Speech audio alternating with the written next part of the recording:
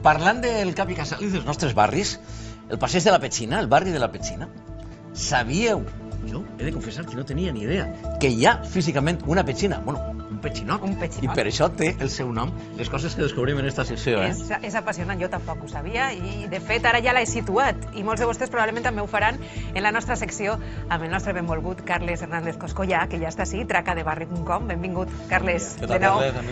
Anem a situar-nos en el barri de la Petxina, després parlarem d'aquest petxinot, com diu Ximo, però anem a situar-nos literalment en el mapa. Bé, molt bé, molts el coneixereu, és un barri molt popular de València, encara que sempre parlem que els límits dels barris són difícils de saber on comencen i on acaben. Bé, per això anem a presentar que així tenim el mapa. És un barri quasi rectangular i tenim que per dalt, a mi m'agrada remarcar l'antic nom de la via, perquè ahir sempre en els noms dels carrers n'hi ha moltes curiositats. Tenim Gran Via Ferran el Catòlic per dalt, però hem trobat un parell de mapes que caldria arribar a confirmar des d'un punt de vista més seriós, però així tenim una certa hipòtesi de que això se va arribar a dir la Diagonal, perquè a València, clar, se va fer l'Eixample al mateix temps, un poc després, que a Barcelona es farà l'Eixample, no? Llavors tindríem una Diagonal nostra, que seria la Gran Via Ferran el Catòlic, que en un altre moment també es va dir Gran Via de la Petxina, perquè arribava a la Petxina de la qual estaves parlant. Per l'altra banda, per baix, hem vist que tenim el que es deia la via de trànsits, que és el que correspon a Pérez Galdós. Ahí tenim la part de baix. Per la part del riu, evidentment hem d'imaginar un riu en aigua històricament, fins a que als anys 70 i 80 ja passa a ser un parc.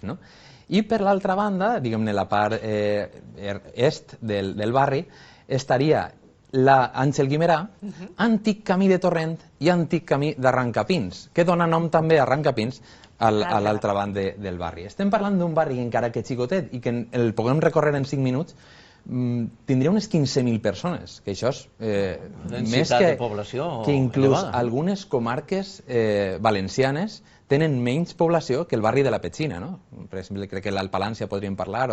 Aleshores, en quant a població, 15.000 persones ja seria una ciutat dins de la ciutat. I, clar, què dona nom a este barri, no? Quin és l'ingredient? El que estaves comentant, efectivament, que en una excavació en els anys 20, a finals dels anys 20, l'any 1928, juny de l'any 28, uns areners estaven excavant, perquè clar, la cota del riu va pujant, i de sobte se troben això. Podeu veure la imatge que n'hi ha uns xiquets mirant darrere i estan al·lucinant en el que s'han trobat, perquè no estava previst. Els moments o els dies en què s'estava descobrint la Petxina. Descobreixen una escultura molt gran, que encara es pot veure perquè està al mateix punt on es va trobar. De fet, volien que anara a Vivers, perquè en Vivers n'hi ha molta escultura i per a fer un lloc especial, però al final se va decidir deixar-la ahir. És una escultura gegant que dona nom no només al barri de la Petxina, sinó al passeig de la Petxina també, i dona nom al complex esportiu de la Petxina, un munt de coses del barri que porten nom just d'esta escultura que està situada no al barri de la Petxina, està fora del barri de la Petxina. Per tant, hem d'imaginar que arran del descobriment d'esta escultura, d'este gran petxinot, agafen nom tant el barri com el passeig, etc. Com la Gran Via també en un moment donat. Perquè a se diria d'una altra manera, però el pes, diguem, la potència d'aquesta troballa de la Petxina va fer que canviara el nom i l'entorn, inclús el barri. Sí, però és un descobriment molt especial. No està al barri de la Petxina, si ho voleu trobar està pràcticament enfront de Casa Caritat, més o menys. Un poc, ara n'hi ha una entre el Botànic i Casa Caritat. Però encara es passeig de la Petxina, no? Sí, clar, tot el passeig de la Petxina, però no pertany al barri de la Petxina. Estem parlant del barri de la Petxina. Està en el llit del Túria. El llit del Túria, sí, baix. Passegem ahir, molta gent fer running, se poden trobar aquesta escultura just en un baixador d'estos que n'hi ha per a baixar a l'antic riu i que ara l'utilitzem per a baixar a passejar. Se suposava que és un element ornamental, diguem, d'eixes antigues murades que feien el llit del Túria, no? Que tenia moltes. El llit del Túria té molta escultura que històricament l'ha replegat, no? Tenim al costat també el pont de les Glòries Valencianes, que també està ple d'escultures, tenim escultures inclús de deesses egípcies, hi ha moltes curiositats per descobrir encara en aquesta zona vora riu. El que no sé si has espigolat és el significat de per què en aquest lloc apareix un petxinot d'aquestes característiques, Un quin seria el significat, què volia traslladar l'escultor al posar allà una petxina de... Quin serà el tamany? Bueno, hem vist en les imatges, però és un tamany realment gran, 4 o 5 metres de gran. 4 o 5 metres per altres 4 barris. Segur, no? Està clar, aquest assumpte és interessant perquè, clar, ara veiem que això és quasi ple centre de València, però el centre de València estava lluny en aquest moment d'esta petxina, no?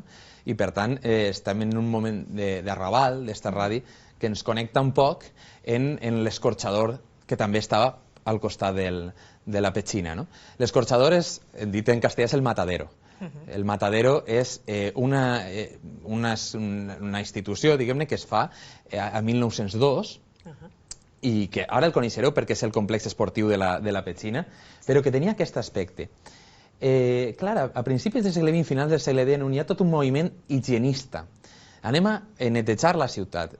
Fixeu-se, per exemple, una altra curiositat és que Campanar es diu Campanar no perquè n'hi hagi un campanar, sinó perquè és perquè la gent anava al camp per a lliurar-se dels mals olors que feia la ciutat. Estem parlant que la ciutat històricament feia un mal olor terrible, no?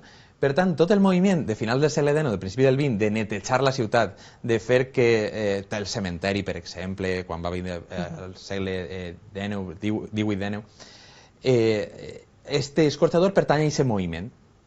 És el moment de netejar la ciutat. Fan un mega edifici de moltes plantes per a sacrificar el bestiar, no?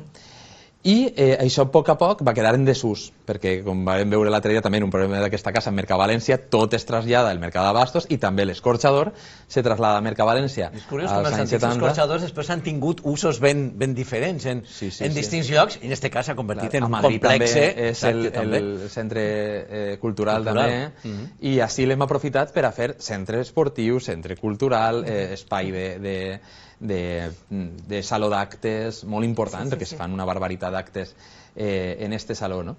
I sí que és tornem a repetir, estem fora de la ciutat.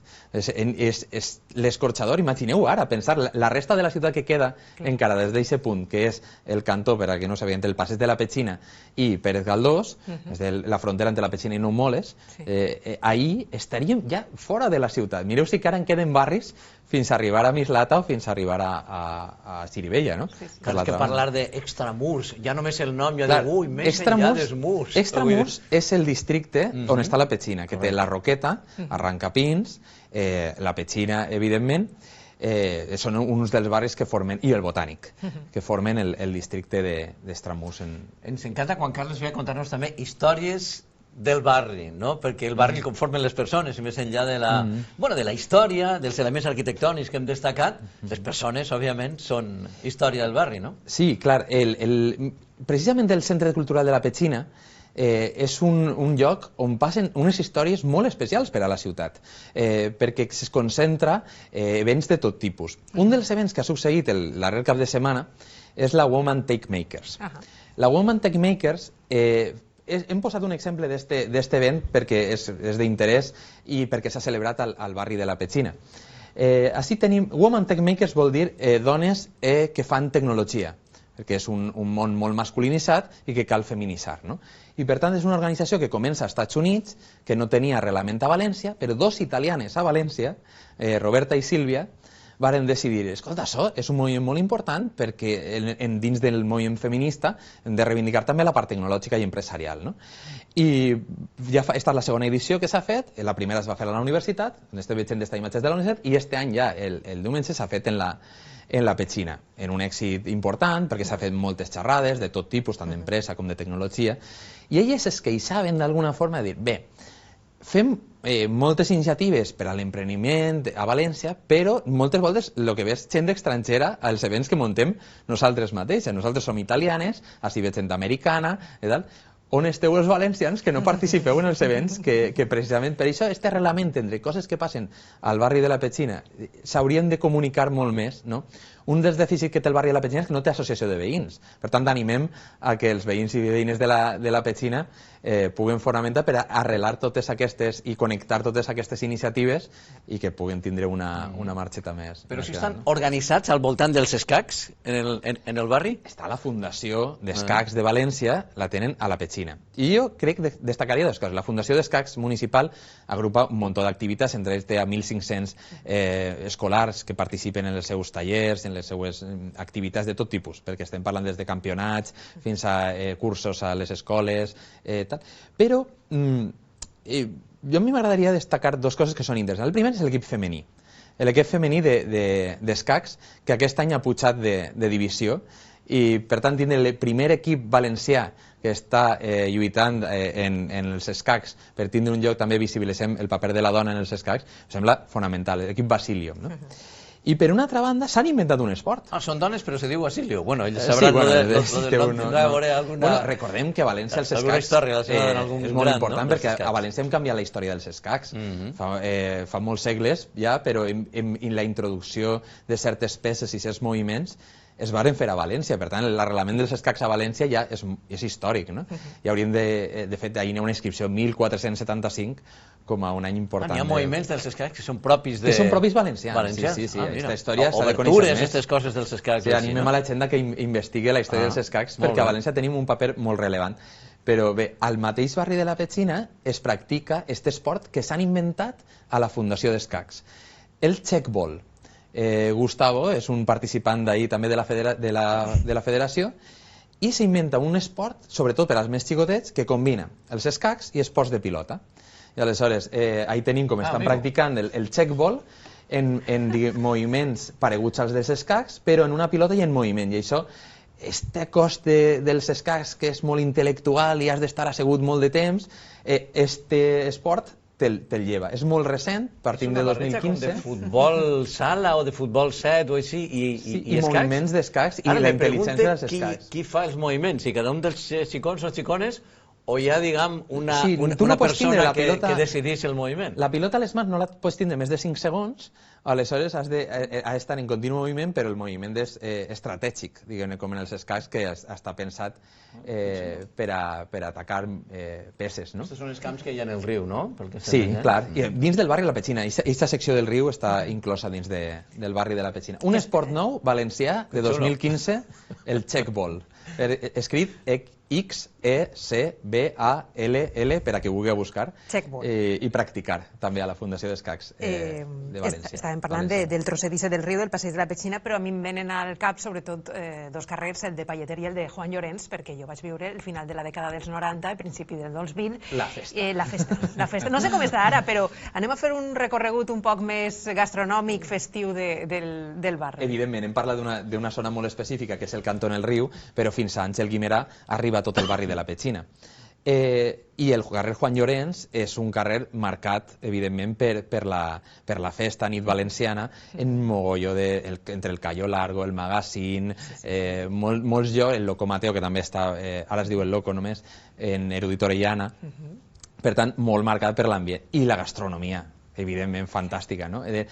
Totes aquestes iniciatives estan combinades a la proposta del districte 008, que és un event amb moltes iniciatives, que tant concerts, com podem anar a coses gastronòmiques, que s'organitza a tot el districte, extramurs, però que inclou a la Petxina. I per tant, el carrer Juan Llorens té molta participació i molta activitat en este event.